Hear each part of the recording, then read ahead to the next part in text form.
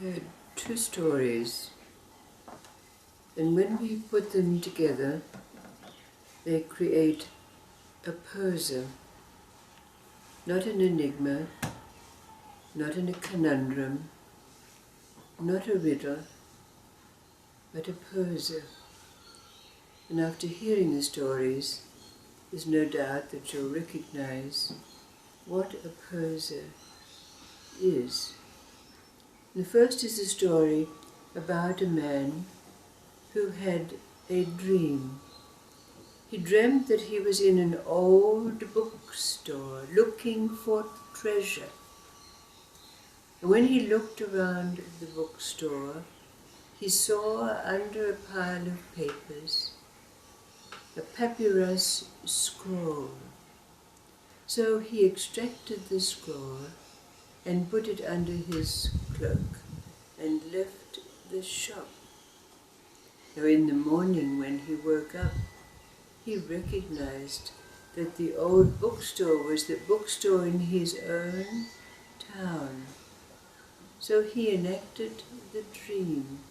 He went to the bookstore, and there, looking around, he saw the papyrus scroll under the pile of papers. And while the shopkeeper wasn't looking, he put the scroll under his cloak and took it back to his home. When he was there and he opened up the scroll, he saw calculations and hieroglyphics from an old time. So he endeavored to study the old books and the methods of calculation, and it seemed to point directly to an old statue that stood in the middle of the town square and give calculations as to where the treasure was to be found. So, taking a pick and a shovel and the papyrus, he went to the statue in the town square and he measured carefully from what his studies had shown him as to where the treasure was, and he began to dig. But there was nothing there. He dug around the area, but then some soldiers came by and asked him what he was doing digging in the town square. And of course he had to admit what was going on, so he was hauled off to the king, who, when he was told that there was treasure to be found, sent out all his men to dig around, and they dug up practically the whole square and found no treasure. So the king called back the man to himself and he says, "Well, there's nothing there. Here's your scroll back, and good luck. If you can find any treasure, it's yours. I don't want to have anything to do with it."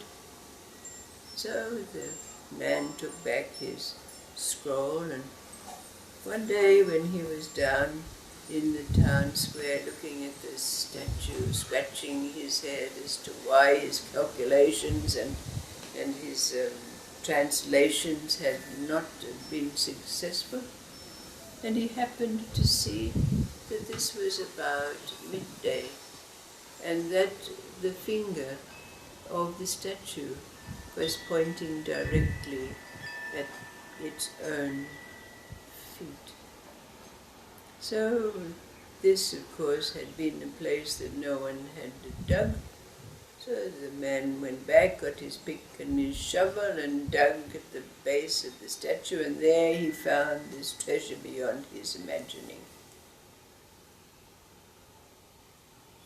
The second story is about another man who had a dream.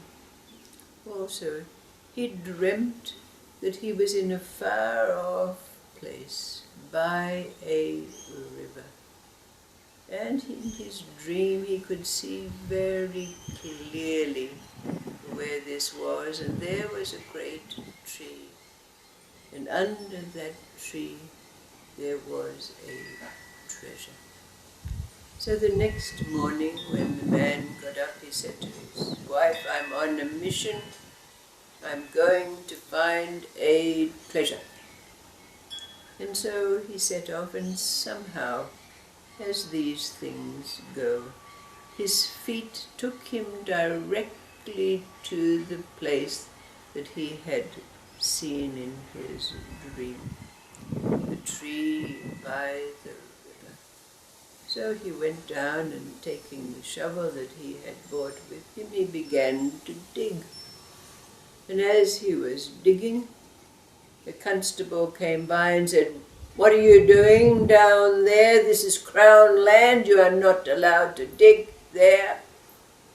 And the man explained to him that he'd had a dream that said that there was treasure to be found in this place, and could he please dig? And the soldier said, "You are not allowed to dig here. This is the king's land. Anyway, you're not the only one who has dreams. I had a dream too. And I dreamt that there was a little house that had a green thatched roof and pink window sills, and it was beside a forest, and in that forest, just at the edge of the forest, there was a big oak tree, and under that oak tree is a great treasure." And the man thought to himself, "Why, he's describing my house."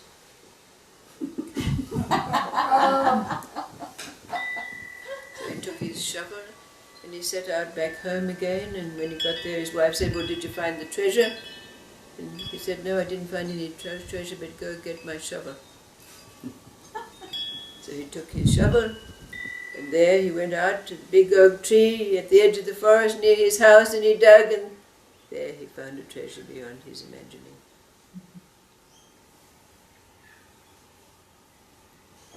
So we put these two stories together, and as we said, they create a poser.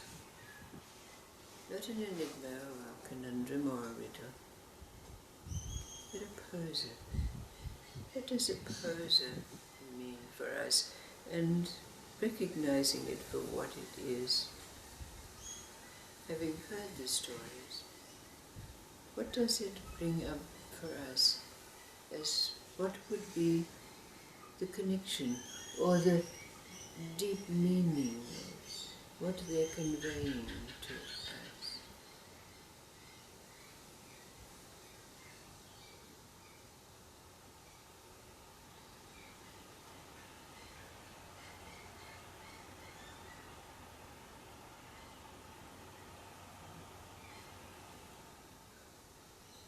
While we were away, we had a little meditation that was arranged. And a meeting friend after the meditation, he said, "I was telling my friend about our meditation and the stories you told because he loves stories, but I told my friend that he wouldn't like the stories because they didn't have any conclusions." And then on Sunday, one of the visitors who was there after the story, she said, "Tell me, why don't you explain the stories?" Can you imagine what answer was given, or the response that was made to the friend about the way of stories,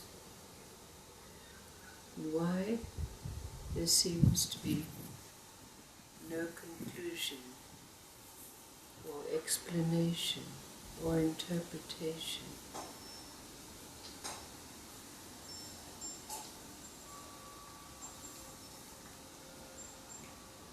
I think the same story means something different to everybody. That's right. Same account. No. No.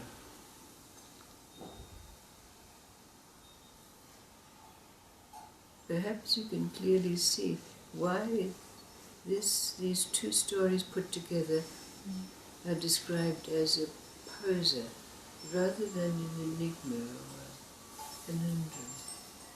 Why? What's the difference?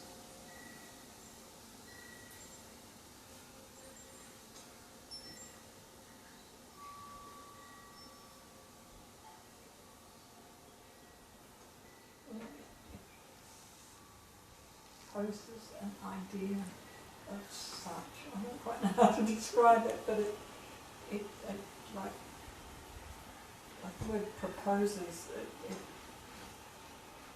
it puts forward a concept or an idea to be understood by us all in our own way. Yeah. Right on. So it poses a question. It poses a question as we do.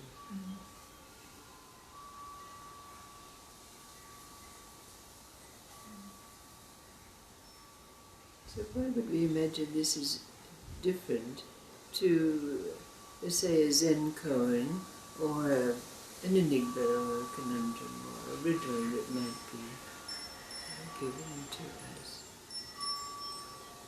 What chemically or alchemically would you see the difference?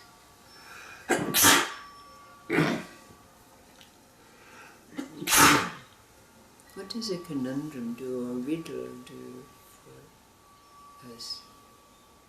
How does a riddle engage us? Because we try to work it out. We try to work it out, isn't it? We try to work it out. Or even a conundrum, we will try to work it out. But oppose it.